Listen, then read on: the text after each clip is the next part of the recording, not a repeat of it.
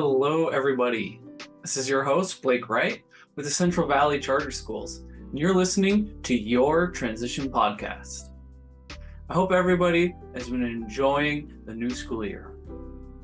I'm sure by now many of you have had the chance to get to know all the new faces and maybe enjoying some new classes, courses, goals that we didn't have before. I know for me personally, getting to know new students and taking on new projects, it's always a blast. It can be kind of nerve-wracking sometimes, especially at first. And sometimes I find myself stumbling over words because I get those New Year jitters, kind of I sound a little bit like Porky Pig, maybe. That's all, folks. Thankfully, though, those jitters don't last very long. And most of that's due to, the students and listening and just simply being the best, So all you students listening, thank you so much. You guys are awesome. You make this job amazing. Look at those jitters go right out the window. No, and it's always a joy to meet all the new faces or even say hi to the old faces. I love the new school year. It's always so much fun. But another thing that really helps those kind of like new school year jitters, new classes and stuff, is having things kind of organized, for maybe it's for the week or even for the whole year, week, month, year, which kind of actually brings me to our topic today, which is organization. So if any of you listening are kind of like me, you might have just rolled your eyes. I've always kind of struggled with organization, staying organized myself. I used to, when somebody says, well, we got to keep organized, I used to be the same way, roll my eyes. But it's so helpful, and it's something I've kind of learned as I've gotten older. And sometimes it gets, if you're not organized, it gets in this like weird cycle of like, oh, I have to get organized in order to get organized so I can be organized. I don't know. But, growing up, I loathed the idea of having like a planner or making lists. It's just like work before I do my work. No way. But the thing is, I have to tell you, these last few years, as I've learned a lot more of how important it is to stay organized, I've really been able to push past that and get more organized. And I tell you what, it's so worth it. It makes all the difference, and all that kind of like extra stress or anxiety and stuff out the window. So I wanted to share a bit about that with all of you guys today. So before I get into it, we have 11 ways to help keep organized. But I want to point out that keeping organized is going to go a long way to kind of sticking to this year's new motto. If you remember that motto, it's don't limit me. Right? There's a couple different ways we can say that, but don't limit me. And so what I want you guys to do, for all of you listening, keep that in mind and think about how that is. So how does organization help with not limiting me? And think about that throughout our time together today. And we'll go ahead and revisit that at the end. All right, let's get into it. So one of our first things we're going to do is we're going to set goals for ourselves. We're going to want to set achievable goals, and achievable goals can help us stay focused and productive. So when you set specific goals with steps and a timeline, you can organize your work into more manageable tasks. So this one is huge, especially our theme, maybe?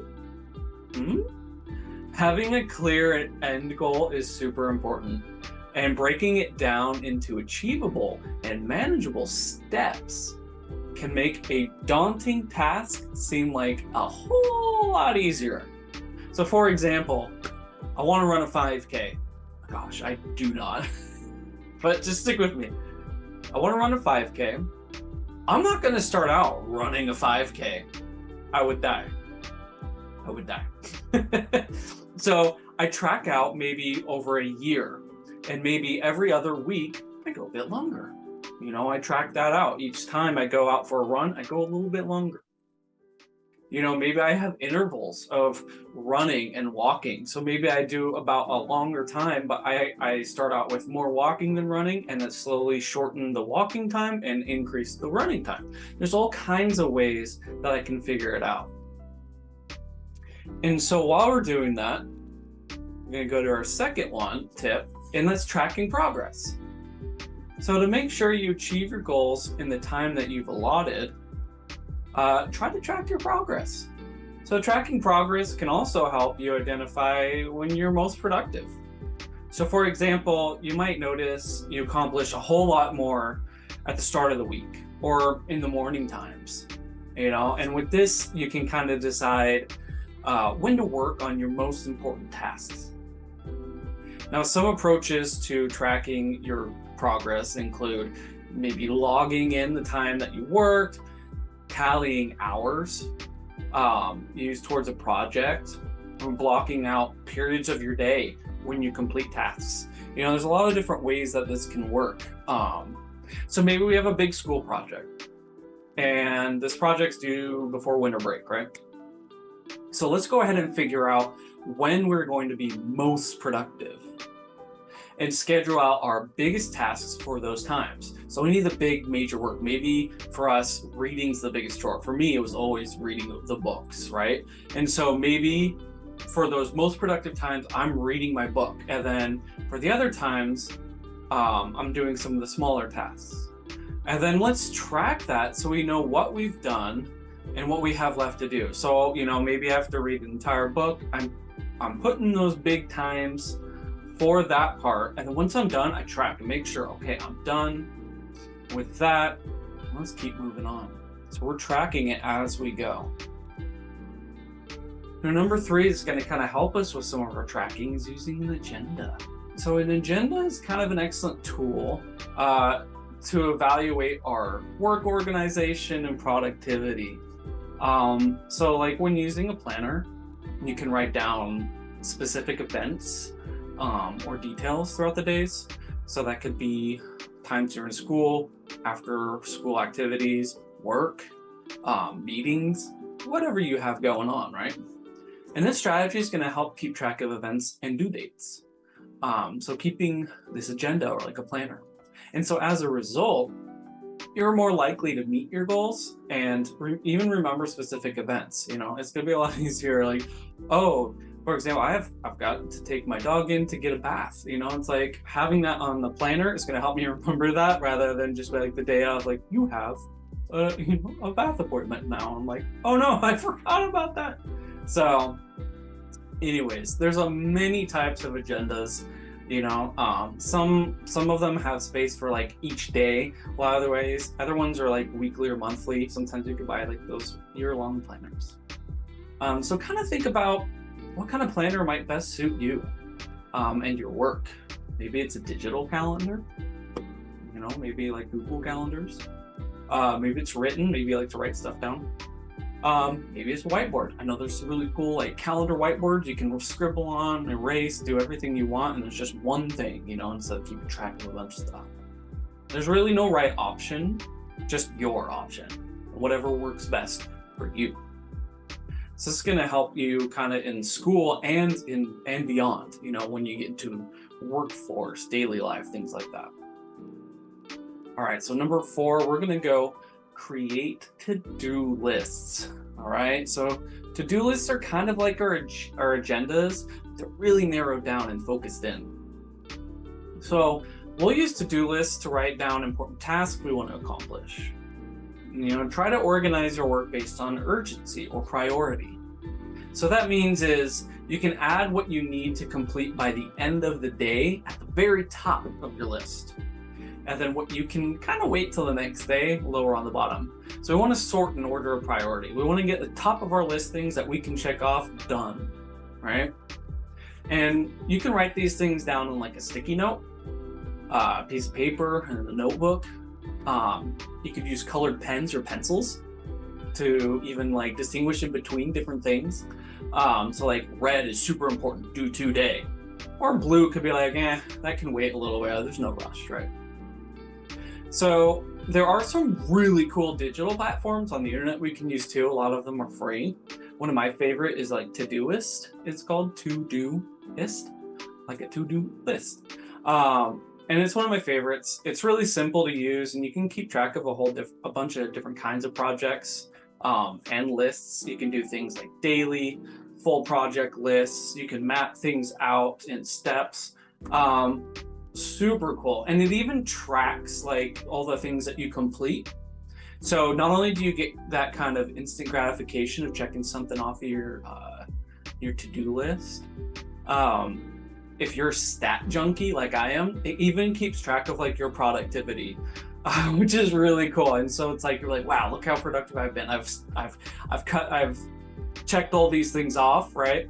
And it's got like this whole thing saying like, this is how productive you've been. This is how productive you were last month. And it kind of helps with that like tracking that we talked about previously already. So if you're kind of interested in Todoist, let me know. And I would love to share with everybody how it works, you know, a little tangent here. I'll put the link in the description for that resource. And then maybe I'll even do a tutorial post on this channel, so make sure you're subscribed. But I'll put that in this channel. Maybe that'll help everybody out. Getting organized, right? All right. Number 5, practice accountability. So when you hold yourself accountable, that means we're reflecting on our to-do lists or agendas and evaluating our progress towards goals and identifying ways we can improve our performance. This basically means is, did we do it? What did we do that worked? What could we have done better? If we didn't do something, how can we make sure we stick to it next time?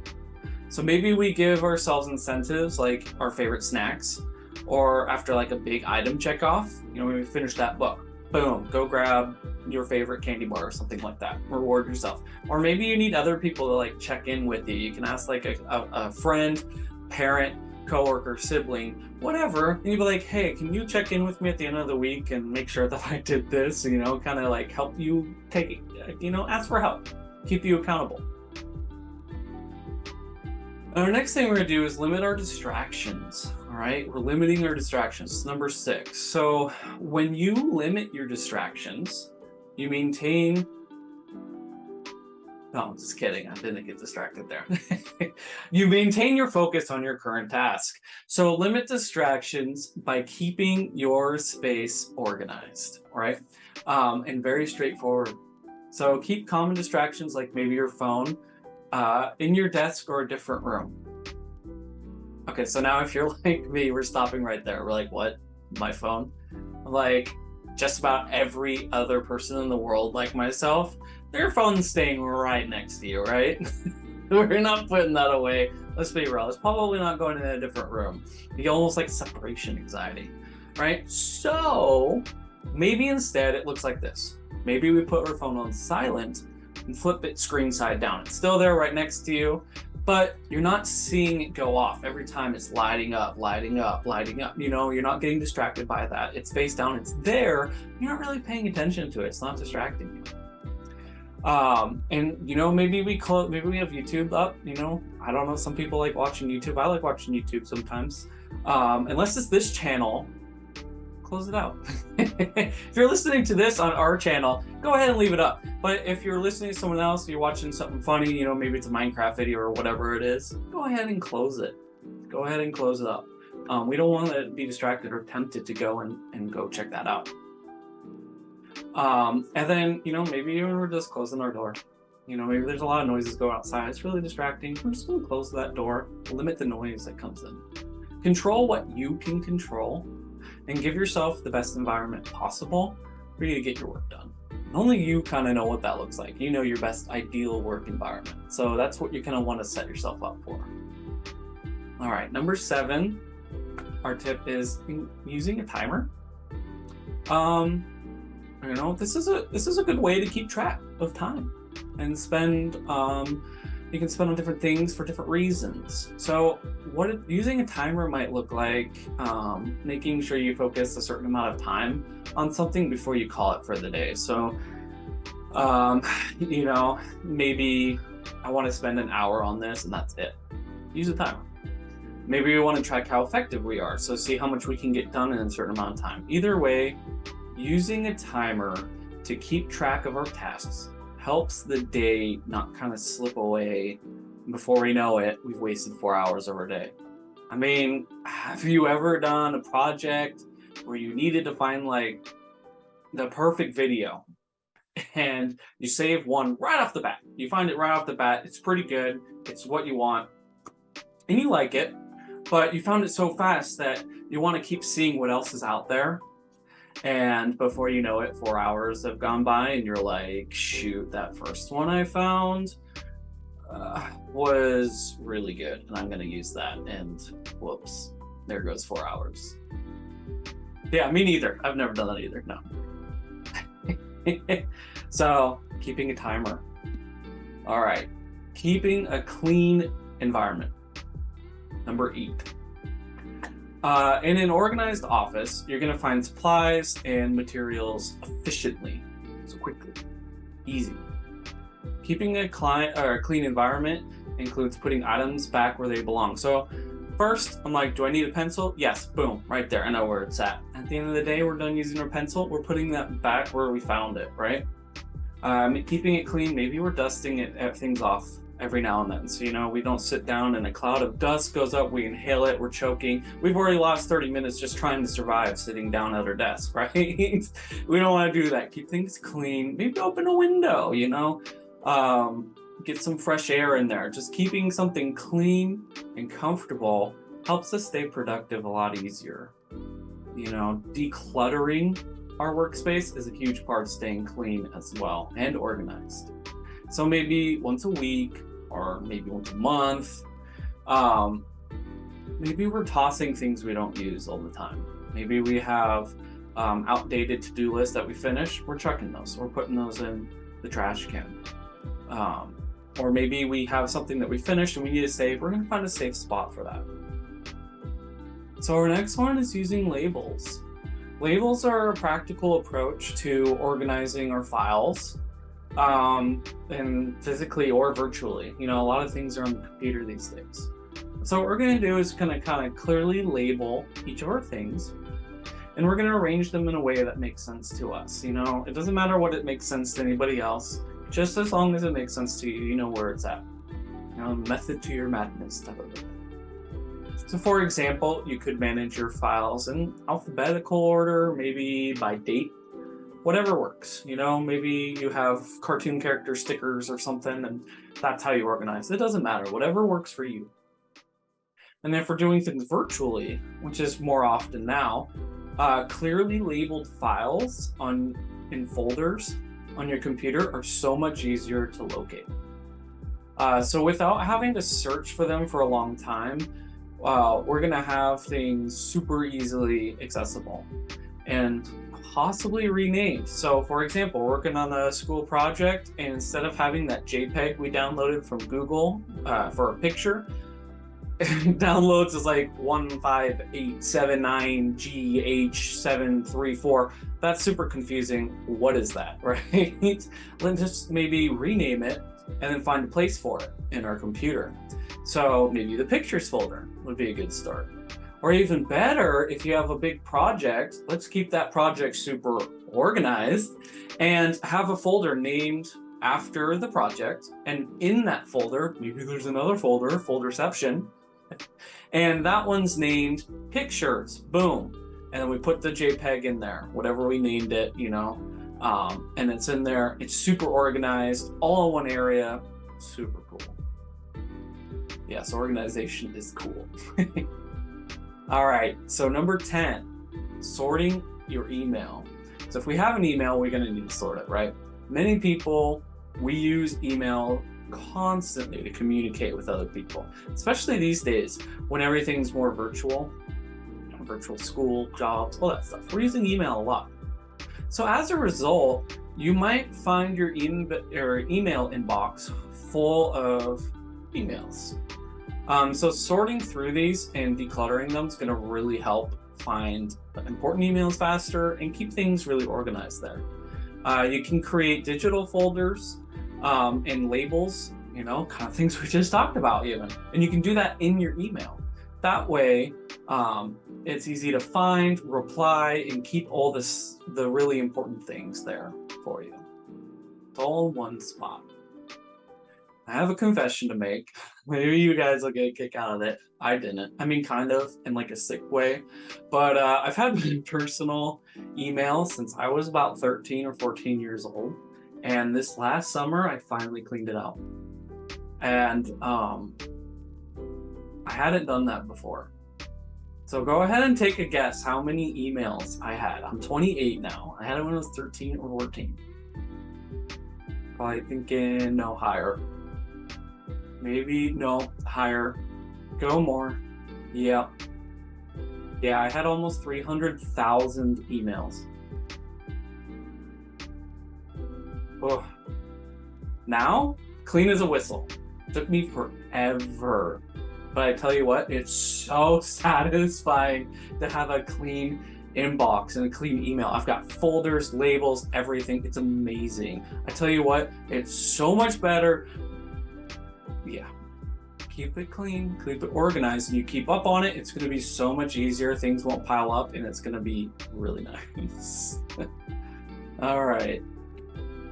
Oh, so last but not least, number 11, one of my favorites, take breaks. Taking breaks is part of organization, part of our agenda, or to-do lists even. Breaks are really important ways to keep focused and stay productive and keep organized. So these help you avoid overworking yourself in short amounts of time, right? So maybe during a break, we're going to go for a short walk, get a snack, whatever it is. We need to make sure that we take our breaks away from our workspace. And we're not bringing lunch and stuff like that into our workspace if we can avoid it, because we don't want to clutter it, right? We want to keep things clean and organized. So go out, get away, take a break, reset. Come back in focused and ready to go. It's a good way to organize your thoughts. So this is really big too for our mental health, speaking of our thoughts. Burnout is real, especially these days. You want to go, work. We need to make sure that we take time to manage ourselves, our attention, our mental health, our mental well-being. We need to put those times, those breaks in there and take care of ourselves, because otherwise we will burn out. And when you work, yeah, it might feel productive at that time, but the more you burn yourself out, the less energy you will have for later times, and then you're going to be really unproductive, really unorganized, and then it's really hard to climb back out of that. So we want to just take these simple 5-minute breaks, 10-minute, 15, whatever it looks like for you, not 4 hours, but just take that time for yourself. Unplug and come back so you're able to keep things organized and productive. Take care of yourself. All right, so there we have it. 11 tips on how we can stay organized. So now that we've covered that, drop us a comment below and tell us why you think being organized is important to our theme, Don't Limit Me. So that thing we're keeping in our mind, Don't Limit Me, our theme. Let's think about it. Whatever you thought of, go ahead and put it down. Share with everybody. There are no wrong answers. That's the cool part. It's entirely up to you. It's whatever it means to you. So go ahead and throw that down there for us. For me, I think it's important because if I keep myself organized and follow a lot of these tips, I can achieve whatever I set my mind to. So it's going to help me set my own goal that I want to reach and break it down into these manageable steps that I can reach. And most importantly, it's always a work in progress. So knowing it's okay to rearrange my plan, adjust it, is totally normal. And just making sure that we are organized and follow our plans, whatever that looks like, to achieve our goals. You know, the best laid plans, they don't always go to plan. It doesn't always work. So being able to adjust and knowing that that's okay. recessing and then working on it is all normal, and it's an awesome way to continue to improve your lives. All right, so that's going to conclude our podcast for today. I want to thank you all for listening, and I hope you came away with this with something new that you maybe want to try, or maybe at least a laugh. It's okay too. And don't forget to like the video and subscribe to our channel, so that way you can get all the awesome content that we have for you as a school. We have so many cool things like information, these podcasts, and we have a lot of other cool stuff coming up too. You could even see like old career fair videos, a lot of really awesome information. All right, so thank you all again. That concludes your transition podcast, and I'll see you all next time.